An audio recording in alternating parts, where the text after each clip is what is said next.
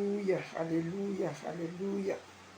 Loué soit le Dieu vivant, le très haut, le ressuscité, celui qui vit éternellement, notre Père, le Dieu dans les cieux et sur la terre et sous la terre, dont les 7 yeux parcourent toute la terre et voient les œuvres des fils des hommes sur la terre. À lui seul revient toute l'admiration des hommes sur la terre qu'il a agréé pour son grand nom. Oui, à lui seul revient tout l'honneur et l'adoration et la célébrité. Père, nous te sommes infiniment reconnaissants. Roi des rois, qui d'autre est comparé à toi? Absolu Dieu, sois magnifié. Saint d'Israël, sois glorifié. Entre tes mains, j'abandonne toutes choses. Je m'abandonne, j'abandonne ma bouche, Père éternel.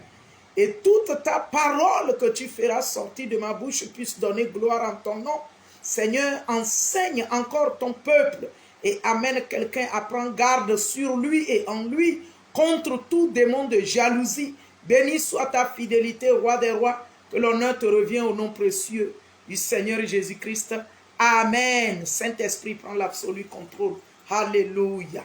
Alléluia. Encore ce matin ou ce midi, je voudrais dire merci à Jésus-Christ. Et toi qui me suis directement ou celui qui prendra en cours, que la gloire revient à Jésus-Christ, à ta vie. Si tu te reconnais dans ce message dont j'ai intitulé le thème, la jalousie, démon de meurtre, oui, dont nous avons pris pour exemple le premier meurtrier qui a coulé le sang de l'homme sur la terre, appelé Caïn, à cause de la jalousie, de l'irritation, de la fureur contre son petit frère appelé Abel. Au nom de Jésus, que cela ne soit pas ta portion, mais pendant que tu écouteras ce message, peu importe les moments, le temps où que tu sois, si tu te reconnais dedans, prends garde de te repentir, parce que Dieu est avec nous et pour nous. Qui peut être contre nous? Donc l'ennemi est celui qui est contre nous premier. Mais quand Jésus-Christ est pour nous, nous sommes plus que vainqueurs. À lui revient toute la gloire sans plus tarder. Je lis la parole de Dieu et que le Saint-Esprit nous amène dans la repentance parfaite pour la gloire de Dieu. Alléluia!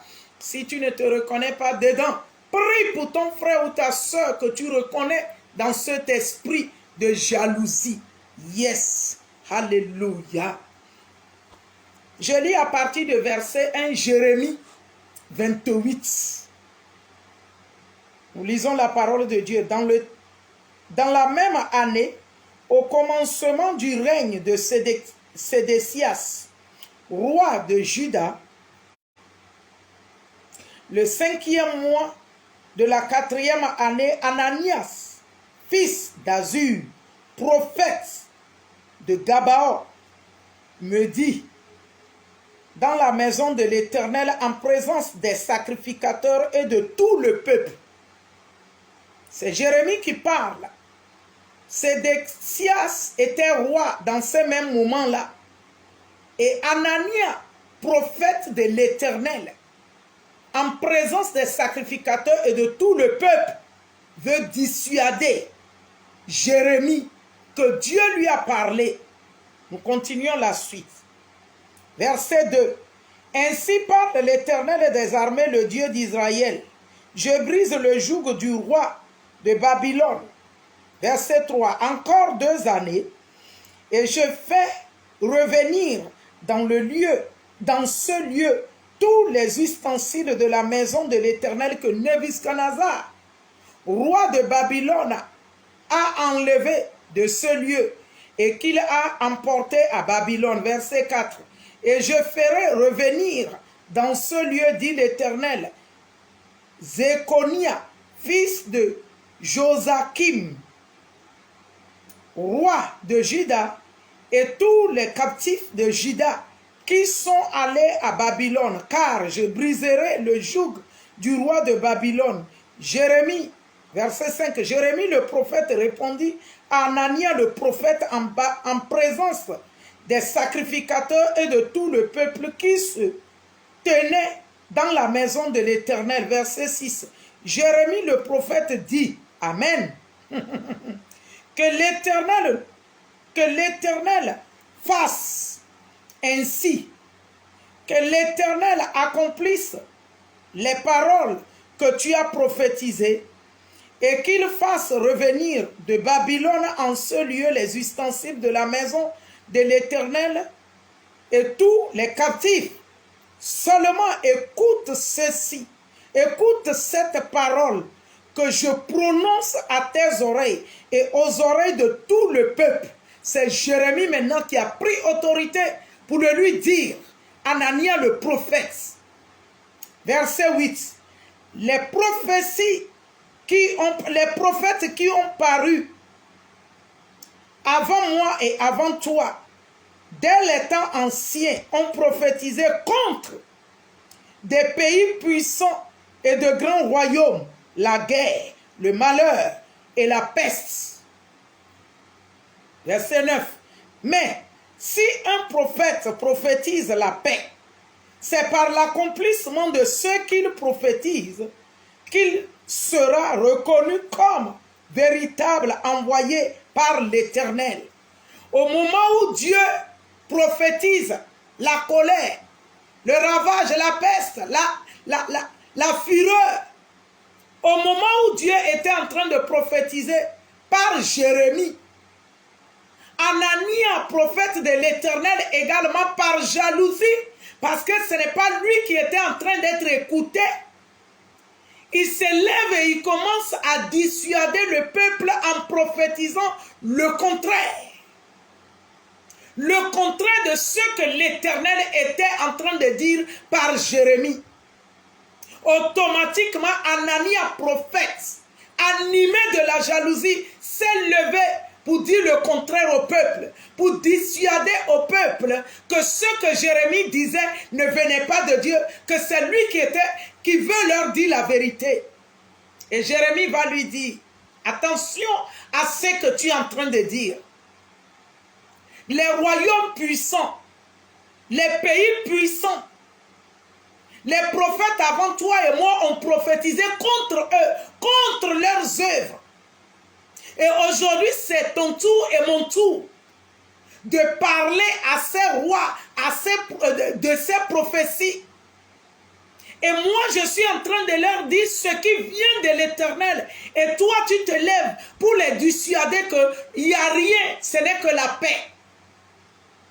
Ce que moi, Jérémie, je suis en train de dire de la part de l'Éternel n'est pas vrai.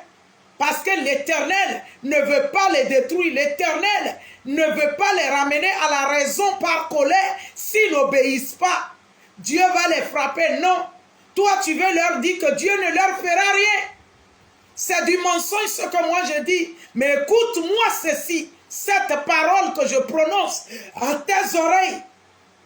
Ce que tu es en train de dire, que c'est la paix seulement qu'ils vont vivre pendant qu'ils font mal à l'œuvre de Dieu et toi tu les dissuades que rien que la paix, il n'y a pas un malheur qui viendra sur eux. C'est à l'accomplissement de la prophétie de paix que tu es en train de leur dissuader, à la prophétie de colère, à la place de la prophétie selon Dieu en colère. C'est l'accomplissement de la paix là que tu leur dis là, qu'on saura que ce que tu as dit vient de l'Éternel et que tu es réellement de l'Éternel. Et réellement, Anania était prophète de l'Éternel. Il était prophète de l'Éternel. Mais ce qu'il était en train de prophétiser dans le temps, à l'instant, ne venait pas de Dieu. Nous continuons la parole de Dieu. Alors, verset 10, Anania, le prophète, enleva le joug du dessus le cou de Jérémie, le prophète, et il le brisa. Verset 11, et Anania dit, en présence de tout le peuple, ainsi parle l'Éternel. C'est ainsi que dans 2 années, je briserai du dessus le cou de toutes les nations, le joug de Nebuchadnezzar, roi de Babylone. Et Jérémie le prophète s'en alla. Après que Anania le prophète eut brisé le joug du dessus le cou de Jérémie le prophète, la parole de l'Éternel fut adressée à Jérémie en ces mots. Peu importe la jalousie qu'un serviteur ou une servante de Dieu fait contre un homme de Dieu, une femme envoyée de Dieu, celui dont Dieu a choisi la bouche pour dissuader le peuple, le plan, la pensée, le but réel de Dieu, peu importe la jalousie de ses frères sacrificateurs, de ses sœurs sacrificateurs de l'Éternel, mais qui veut plaire au peuple, peu importe leur jalousie, la prophétie de l'Éternel continuera toujours dans la bouche de celui dont Dieu a choisi la bouche réellement pour parler de sa part. Ah, Masakarababa, Rebobo Shenterebebe, Rikarababa. Dieu peut utiliser qui il veut, mais attention à la jalousie. La jalousie avait animé Anania et il contredisait les prophéties de l'Éternel dans la bouche de Jérémie le prophète, son collègue. Attention, nous continuons la parole de Dieu. L'Éternel dit à Jérémie, verset 13, va et dis à Anania, va et dis à Anania, ainsi parle l'Éternel, tu as brisé un joug de bois et tu auras à la place un joug de fer, car ainsi parle l'Éternel des armées, le Dieu d'Israël, je mets un joug de fer sur le cou de toutes les nations pour qu'elles soient asservies à Nebuchadnezzar, roi de Babylone, et elles lui seront asservies. Je lui donne aussi les animaux des champs. Et Jérémie le prophète dit à Anania, le prophète, écoute Anania, l'Éternel ne t'a point envoyé et tu inspires à ce peuple une fausse confiance.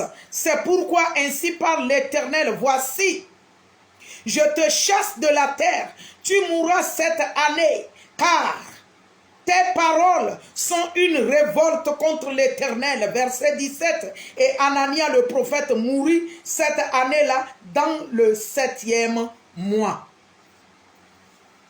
J'ai vu toutes ces choses.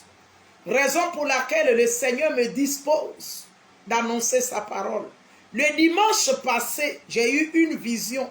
Et l'Éternel pouvait s'asseoir comme un commissaire qui jugeait les gens, mais un commissaire, il était assis sur les hauteurs. Et il a écrit 2 mots sur une ardoise. Et 2 lettres également qui crochaient un des mots. Et un des mots était bouche. Et le 2e mot était choisi. Et les 2 lettres qui crochaient des 2 côtés, à droite et à gauche de ce mot bouche, étaient 3. Et il me faisait comprendre que 3 signifiait Trinité, Dieu le Père, Dieu le Fils, Dieu le Saint-Esprit, à gauche et à droite, de ma bouche, de la bouche d'une fille que le Seigneur m'a dit. Il dit, ça parlait de 2 personnes, toi et une autre. Et il dit, choisi signifie Dieu a choisi.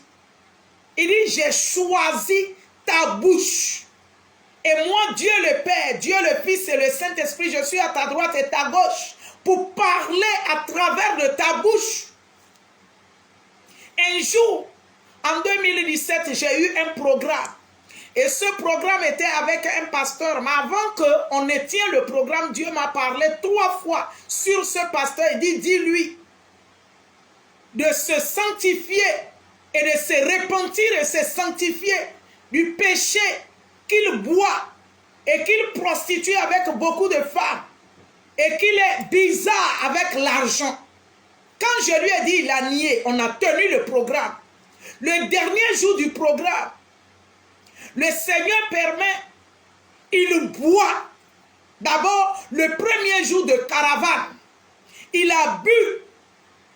Et dans le grand camion de caravane, il s'en va parler les gens n'importe comment.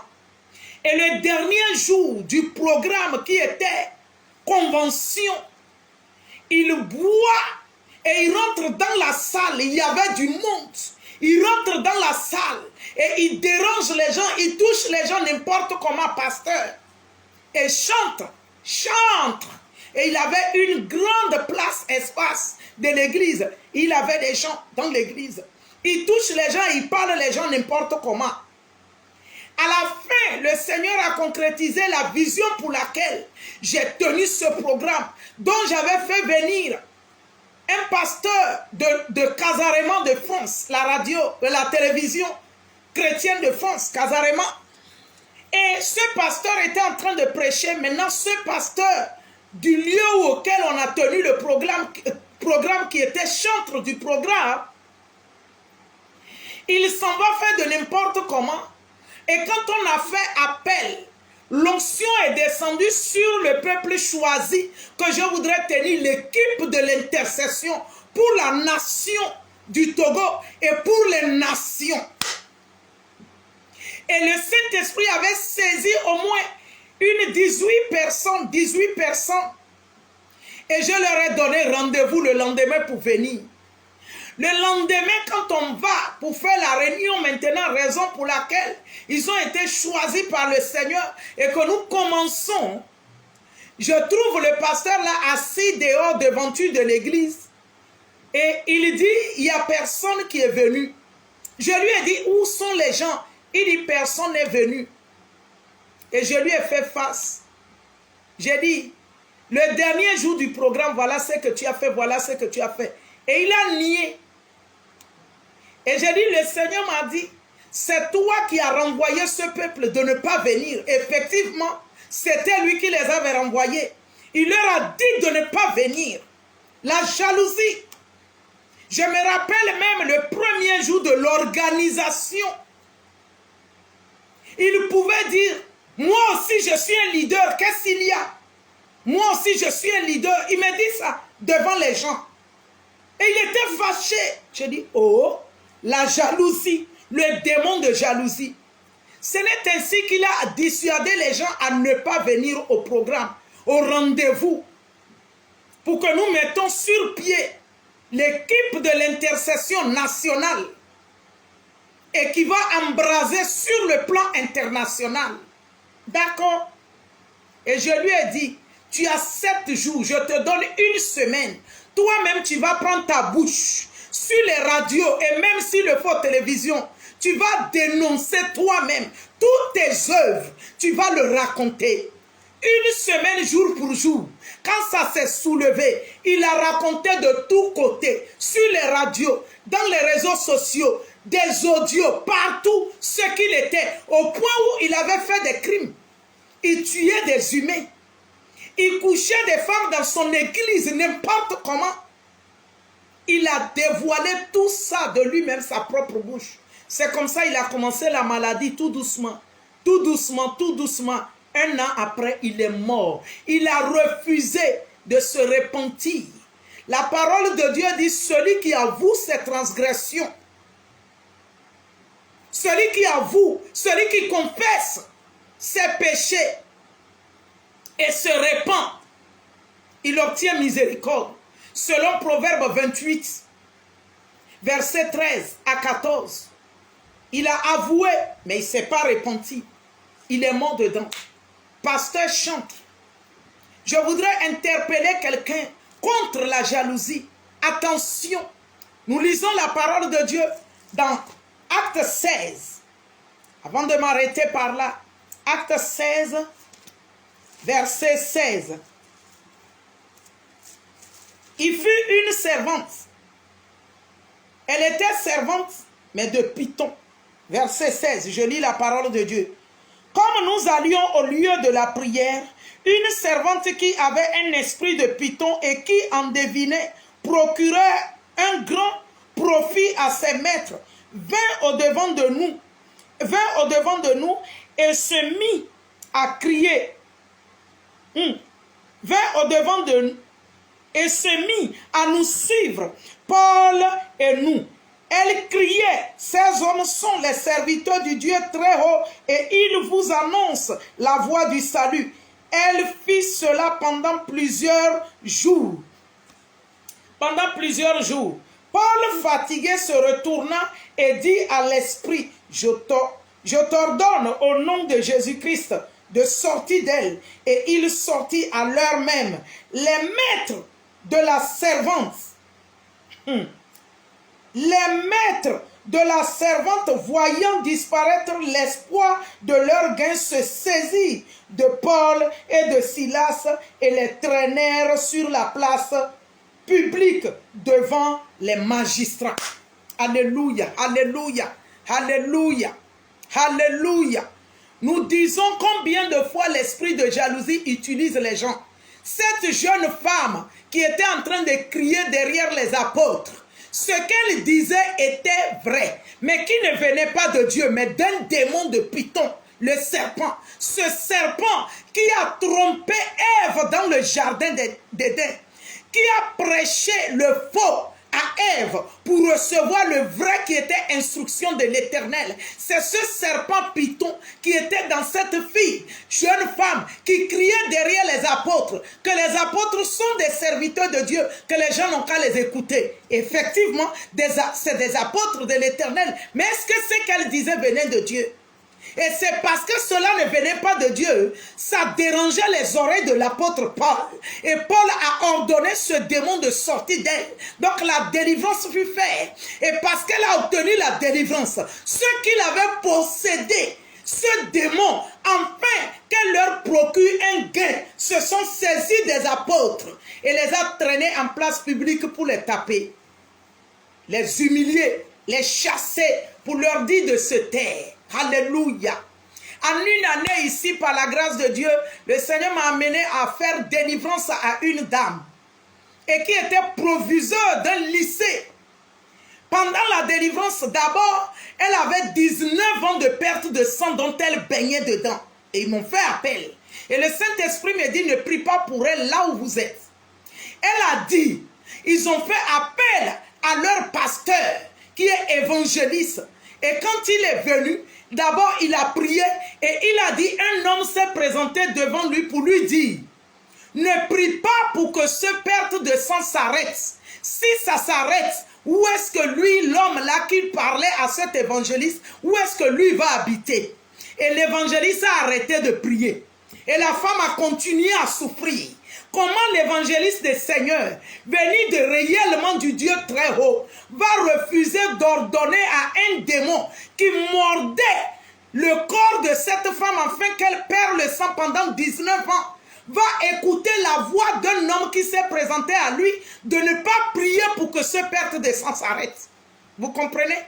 C'est contradictoire. Si tu es serviteur de l'Éternel, du Dieu très haut, tu fais ses œuvres. Mais si tu ne l'es pas également, tu fais les œuvres de celui pour qui tu es serviteur. Et c'est ce que cet évangéliste a fait. Et quand on m'a fait appel, le Seigneur dit, partez de ce lieu. On est parti en un autre lieu de retraite. Le jour-là, on était en train de prier sérieusement comme ça. J'entends le Saint-Esprit, après qu'on a fini dans la salle, on est sorti en plein air. J'entends le Saint-Esprit me dire, serpent, serpent, 2 fois, 3 fois. Je ne faisais pas cas. Parce que moi, je les faisais dos. Elles étaient 2 femmes avec moi. 4e fois, j'ai tourné. Quand j'ai tourné, je me suis levé pour prendre autorité. Le serpent est tombé de la femme comme ça. Un balèze serpent. Il était gros et long. Et je l'ai ordonné. 15 minutes plus tard, j'ai trouvé un bâton. Quand j'ai donné un coup sur le serpent, le sang qui a jailli, c'était comme on a égorgé un bœuf. Le sang. Donc le sang que cette femme perdait pendant 19 ans provenait de ce serpent. Alléluia. La délivrance. Le mari était en voyage sur Mali, qui devrait prendre le vol pour Sénégal. Le mari a fait demi-tour. Il l'a téléphoné. Il dit, tu es en train de prier avec qui? Arrête ces prières. Oh! Donc c'était lui. Alléluia. Je voudrais dire à quelqu'un, si tu es animé d'un esprit de jalousie, s'il te plaît, cherche la délivrance. Le Jésus-Christ dont je suis élu, choisi de bouche pour proclamer ses oracles, te dit la vérité. Je connais ce Dieu et je sais comment il fonctionne. Certes, je connais en partie et je prophétise en partie, mais je te déclare délivré. Je te déclare libéré. lorsque tu prends ces paroles et ces témoignages à cœur, et que tu agis conformément à la parole de Dieu pour prier, et ces témoignages que tu as écoutés, le Saint-Esprit te délivre du démon de jalousie. Il te libère du démon de jalousie qui te tient captif et qui t'utilise même contre l'œuvre de Dieu, contre les enfants de Dieu, commençant par ta propre vie. Sois libéré au nom de Jésus-Christ de Nazareth. Je t'ordonne d'être libéré, d'être délivré et d'être restauré de l'amour, de la joie, de l'œuvre de Dieu dans la vie de quiconque vit les merveilles de Dieu, que tu célèbres la joie avec lui, tu célèbres la gloire avec lui, au lieu de le jalouser, au point de le vouloir la mort. Que cela ne soit point ton partage. Reçois ta délivrance au nom de Jésus. Reçois ta délivrance au nom de Jésus. Reçois ta libération au nom de Jésus. Reçois ta libération au nom puissant de Jésus-Christ de Nazareth. Que cela soit ainsi et scellé dans le sang de Jésus-Christ. Amen, amen. Soyez bénis et partagez ces vidéos. Ne les retenez pas pour vous seulement. Partagez. Jésus-Christ est dans la barque pour notre libération. Alléluia. Merci Saint-Esprit. Amen, amen, amen. Soyez bénis.